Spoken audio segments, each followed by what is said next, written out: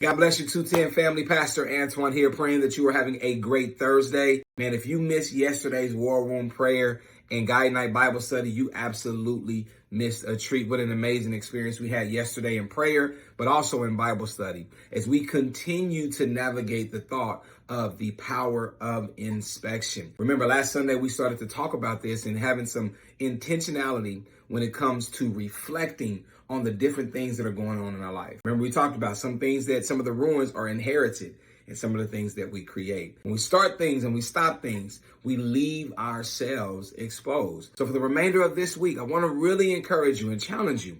Take some time in prayer, asking the Holy Spirit to reveal to you the areas in your life that are in ruins, that he wants to rebuild, that he wants to restore. Remember, when Nehemiah got to Jerusalem, God had already saw so fit through the favor that he gave Nehemiah with the king to be able to give him the resources that he needed to repair and to rebuild. He just had to go back, do the inspection, and then get the people on board to rebuild. This Sunday, we're going to continue to navigate this entire series. We're going to shift a little bit from inspecting the ruins to inspecting our hearts. So I hope to see you there. I hope that you continue to pray and allow the Holy Spirit to reveal to you in your life, in your family, in your finances, in your health, the different areas of your life.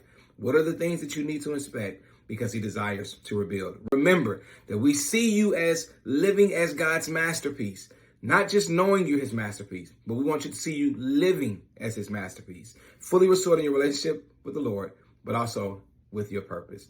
God bless you. We hope to see you this Sunday. God bless you. We hope to see you this Sunday.